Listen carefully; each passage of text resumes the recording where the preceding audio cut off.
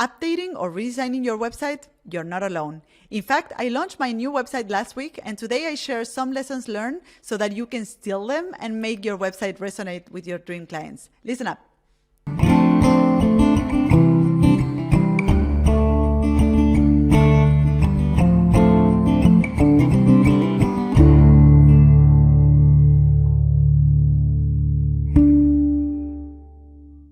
Hello and welcome to another episode of Open Studio. I'm your host, Martina Flor, and in this solo show, I share strategies and tactics that you can use to advance your career as a lettering artist or illustrator. In the previous episode, we discussed why some portfolio websites don't work and how to avoid the pitfalls. Now, you can go check it out. It's episode number 95. And it will be really useful for you regardless of whether you already have an online portfolio or you're trying to build your own from scratch. Now, last week, I relaunched my own website, and I like to share with you some of the things that I have learned along the way so that you can use them on your own path and experience and all of the different occasions in which you will be either updating your website or redesigning your website or launching your website from scratch. And I always say that you know that you're finished with your website once you start redesigning it. That means that maintaining and redesigning your website is an ongoing task. You will find out, if you are creating your website from scratch, you will find out that in the moment that you put the website online, you will already find things that you want to tweak or improve, and that's totally fine. Your website is an ongoing task that you should have as a lettering artist or illustrator, and you should keep it updated. You should tweak things so that it works better. You should try out different things to see if that impacts in the number of people contacting you through your website. Your website, I always say, is a tool that allows your potential clients to contact you first, to discover you, to find out whether you can help them solve their problem, and it's a tool that helps them contact you and hire you, right? And it's also for you a tool to make your business grow and make a living as a lettering artist or illustrator. Now, what I'm telling you is nothing new. However, I see many artists out there neglecting that part of their business. They don't update their website. They don't optimize their website. Their website doesn't communicate their current focus or what are they focusing on at the moment, or their website is not used as a tool to connect with their ideal clients. And this is just a lot of missing opportunities. Your website is your way of inviting your customers into your world, showing them how you can help them, how, what are the things that you can do for them, and how do you solve their problems, right? And if you don't use these tools and instead you focus most of your efforts into other strategies, like for instance, social media or being on Twitter all day, you're missing out on the chance of using a very strong tool like a website and an online portfolio to generate those leads, to have those clients contacting you and hire you. Now, as you move forward in your career as a lettering artist or illustrator, you will start different projects. You will pivot your focus. You will discover through making what are the clients and the projects that your work serves better, right? And personally, it happened to me as I was building my career as a lettering artist that I started a lot of different side projects, a lot of different income streams, which were really useful for me to understand what are the things in which I'm best at. I always speak about the overlap or finding the overlap between what you're great at doing and what the people want from you. And I found that throughout my career, I have tried so many different things that I have that has allowed me, or that approach has allowed me to find that overlap, to understand, from the things that I love doing, what are those things that resonate the best with the market and with the people I can serve better, which at the end of the day will allow me to make a living as an artist and build a business around my skills. Now, of course, of all of these things that I self-initiated through time or throughout my career, they were getting a place onto my website, right? So, for instance, my workshops and my online shop and all of these different self-initiated projects that I created, they were getting a space into my website, right? And at the end of the day, I found myself with a website that served a lot of different purposes and had a lot of different income streams and a lot of different things to explore. So it didn't really serve the purpose of speaking directly to our customers. So that because of that, we decided to streamline our communication and simplify what we were showcasing in the website. And when I say we, it's because my team and I had a few discussions around this and decided, okay, what are the things that we are focusing on at the moment, and how can we make our website serve those people and speak to that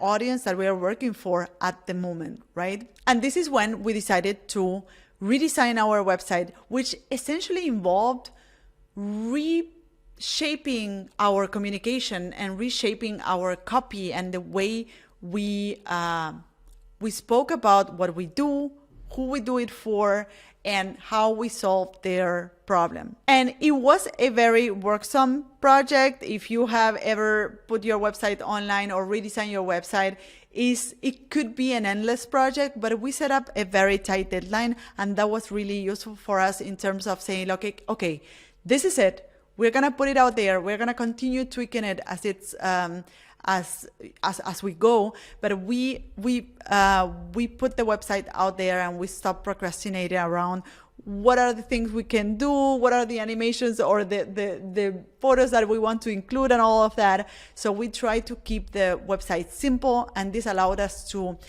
have it done in a short time. But throughout the process of redesigning the website and reshaping the copy, I learned a few things, and I think they could be useful for you in terms of your own website. I know that that you may be in the process of building your portfolio or reshaping your portfolio, or you may have an online portfolio for a long time and you haven't touched it for a long time.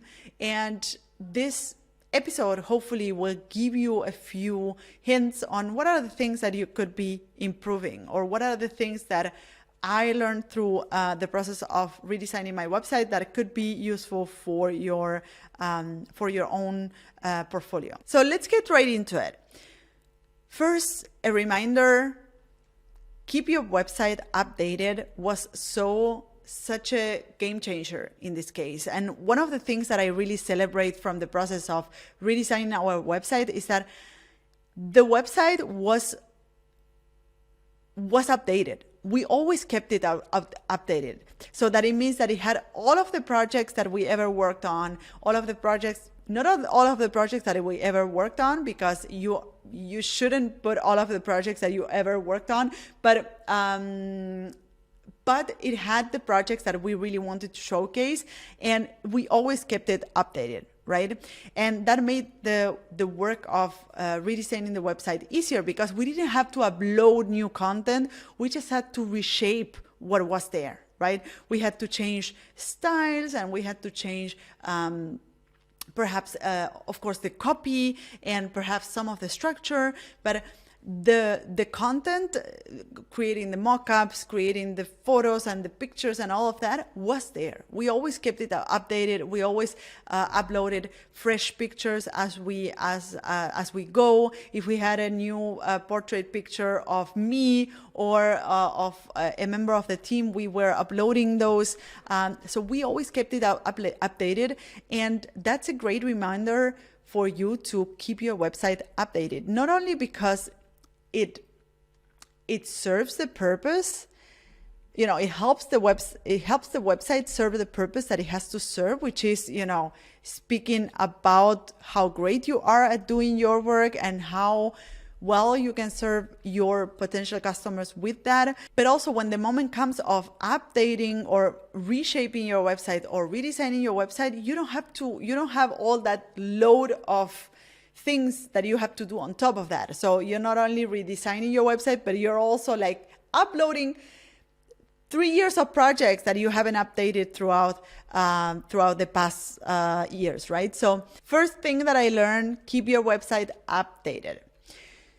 The number 2 thing that I learned is to make sure that the important things are at the forefront, not more than that. So as I said before, because we had, with my team or throughout my career, I had explored so many different side projects and so many different venues of income streams. I had a place for those things on my website, right? So for instance, my homepage had work for clients and the work we do for students, and my Instagram account, which throughout time built a big audience, then the books that I have published, and and on and on and on, right? So it had really, the homepage was a showcase of all of the things that I had going on. This podcast was on the homepage. So we decided to streamline the homepage by simplifying and focusing on the important things, which are some of the things that we discussed on the last episode, but I'm gonna go through them again. So we streamlined the homepage by simplifying and focusing on the important things, which is who we serve, who are we currently serving with the business, what is the problem we solve for them, and how we solve it, and what are the ways in which we solve it. What are the ways to work with us, essentially, right? So we focus on, at least on the homepage, we decided to streamline the communication there and just speak to the people we serve. We state the problem that we solve for them. We make them feel understood around the problem that we solve for them, and we let them know that we understand their problem, and therefore we have solutions for those problems, right? Now, you as a lettering artist or illustrator, you can think how that will look like in your own business. What is the people you serve with your work?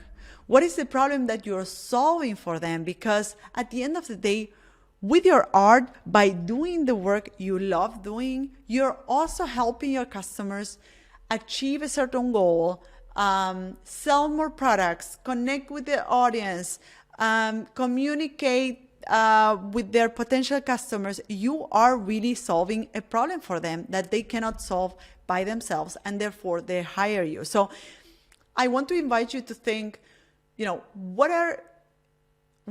are the people that you're serving, right? And what is the problem that you're solving for them? And what are your ways of solving that problem for them, right? And all of this needs to be stated on your website. It should be showcased on your website on one way or another, through work, through the way you showcase your projects, through the headline that you use at the top above the fold of your website, through the copy on your website, through the way you introduce yourself and you talk about your story and how that connects with the solutions that you offer. So this is what we did when we were redesigning the website, and we made sure that the important things were at the forefront, which means the homepage, right? And we just focus on that, and our homepage is now really simple, and you can just scroll down the homepage and understand exactly who we work for and what we offer and how you can work with us, and that's it. Now, another thing that I learned through redesigning the website is that it's something that actually we have implemented for a long time, which is providing value. This is a great way of connecting with potential customers. And I have to say that I realized this in the past 5 or 6 years. It wasn't until I was advanced in my career as a lettering artist that I realized, hey, I need to provide some sort of value to my customers to make them understand that, I know about this, and to make them understand that I have the solution for their problem, to build my authority. And it happens often that especially portfolio websites and websites of artists and illustrators, that the website turns out to be a showcase of the person and their work. And therefore, they either speak about themselves all the time and about the work they love doing and about the things that they enjoy. And the website should be about your clients and how you can help them, right? And I feel that this is something that I also did in the very beginning, that I was using my website as a showcase for myself. And it was like, I'm the star of this website, whereas it should be the opposite. You should be the person offering your help to solve your potential customers, the problems of your potential customers, right? So back to the idea of providing value, I think it really turns the things around in terms of saying, like, you're not here for me, I'm here for you, and therefore I provide you with value. I give you a certain bit of information that can help you find a solution to your problems. And by doing that, I also build my authority and I show you how I can help you do that, right? So right now, for instance, in the website, because we have created throughout the past years, so many of this value for our students and the people we coach.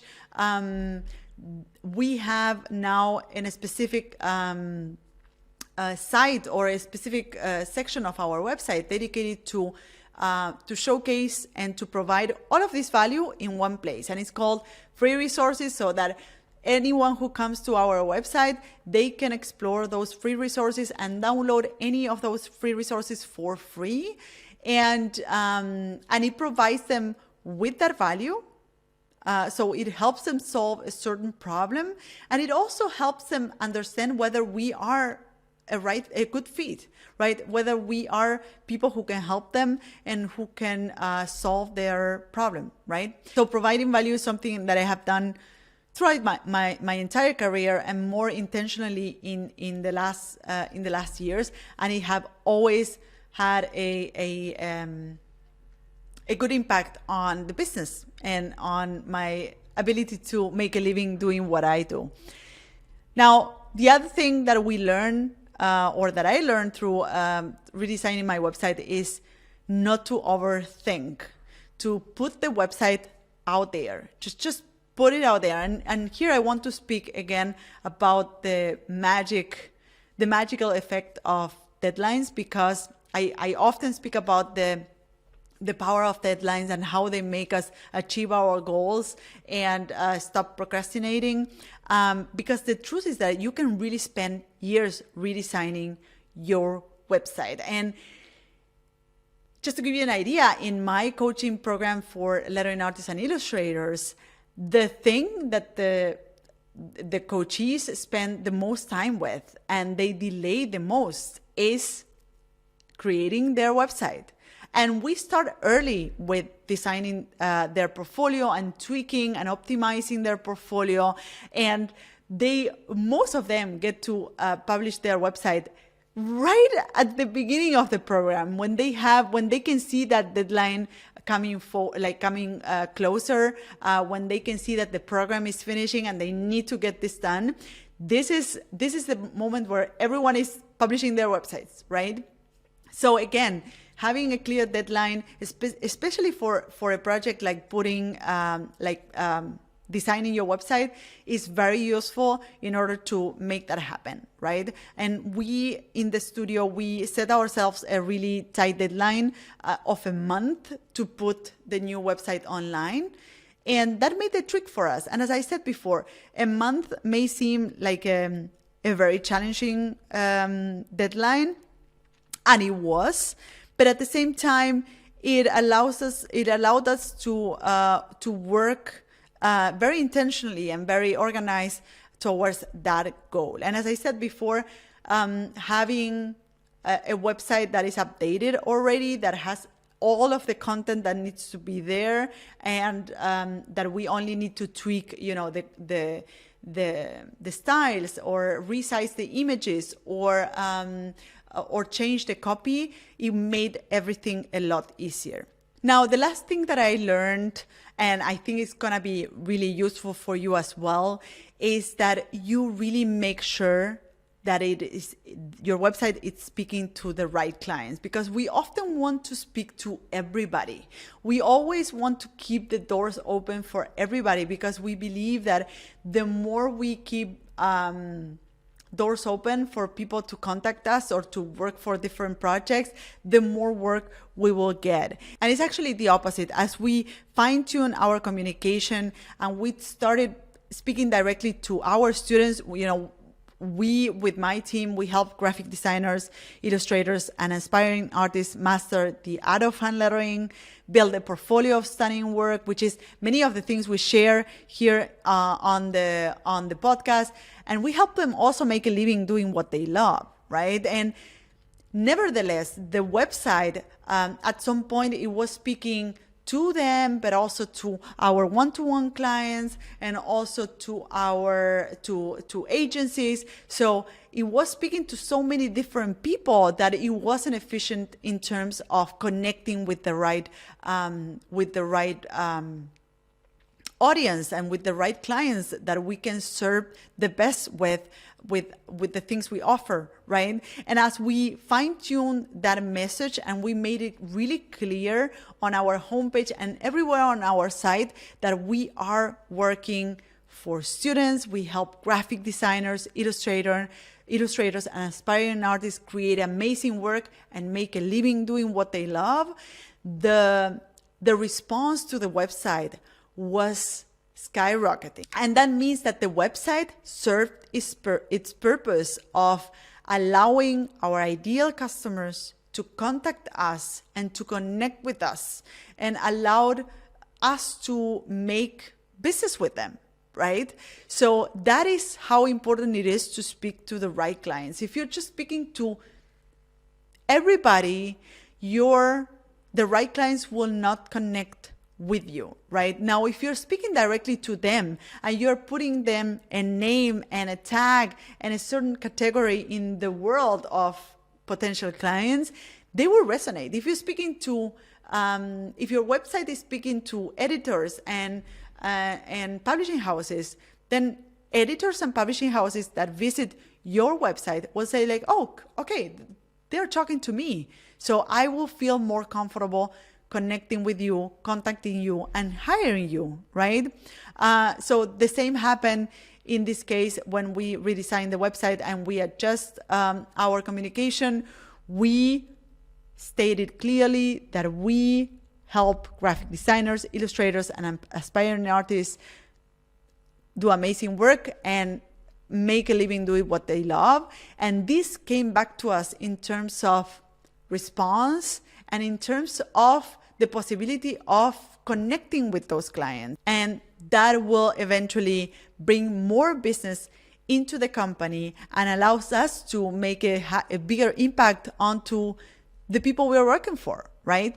So think for yourself, in your case, what are the people that you're serving, how can you directly speak to them, and how you can narrow down your message so that they feel seen and heard. So let's go through all the learnings of redesigning a portfolio that will hopefully serve you as you launch your new portfolio, your new online portfolio, or will help you tweak things in your existing portfolio. So keep your website updated. Don't forget about this. Your website should be updated often so that it showcases fresh work and it really connects you with your ideal clients. Number 2, make sure that the important things are at the forefront, and for this, streamline your homepage and streamline overall the entire page, right? You need to state who you serve, what is the problem that you solve for them, and how you solve it, right? What are the different ways that they have to work with you? What are the services that you offer? That's all you want to have on your website. And this is what will make it clear for your potential clients to whether you are a good fit or not. Number 3, provide value. And this is a benefit in twofold. First, it helps your client first before asking for money. You help them first before even going into a commercial transaction, right?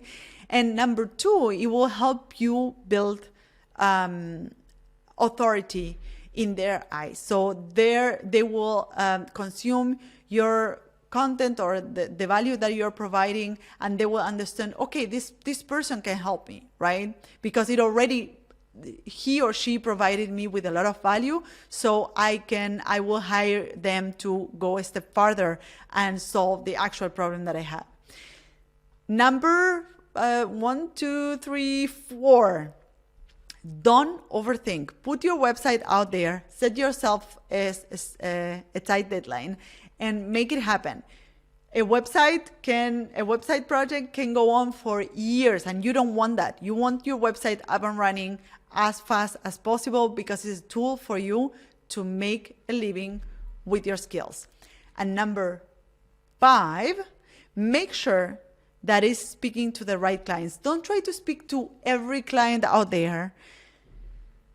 Narrow it down to just those clients that you can serve the best with your work, right? And as you start naming them and putting a name on them, right, they will resonate with you and they will contact you. If you're speaking to everybody out there, they will not get to connect with you, and they will probably not see you as the solution for their problem. So I hope that all of these things that I have learned through redesigning and launching my own website will be useful for you, and as you shape your new website or as you tweak the website that you already have online. I invite you also to check my website and let me know what you think. What are the things that you would change, and if you see some room for improvement. I also invite you to just check the free resources on martinaflor.com. That's the URL of my website.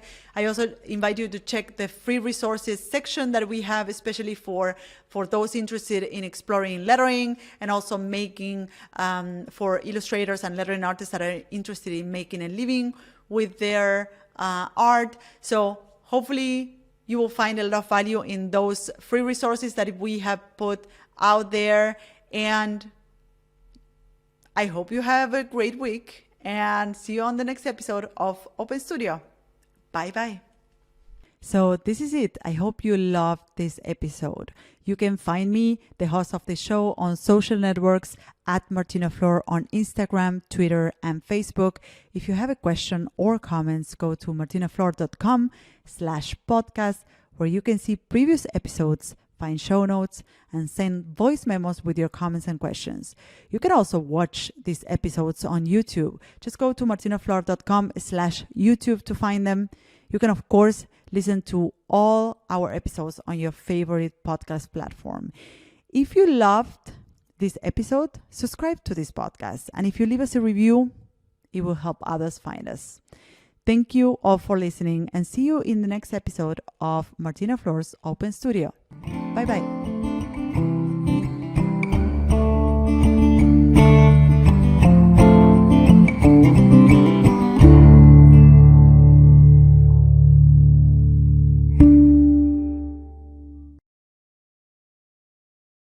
Hey, learning and mastering hand lettering can be incredibly overwhelming and frustrating. However, a proven framework can help you see real progress, populate a portfolio with standout work, attract paid assignments, and become your source of income. Sign up for my upcoming free masterclass called A Roadmap to Master the Art of Hand Lettering and Unlock Your Full Potential as an Artist.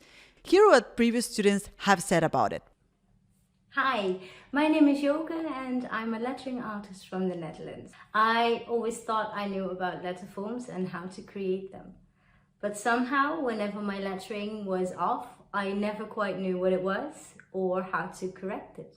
I now feel a lot more confident in my lettering and I know what to look for. I know how to correct my own mistakes, and it's amazing. Sign up now through the link in the description of the episode. I'll see you there.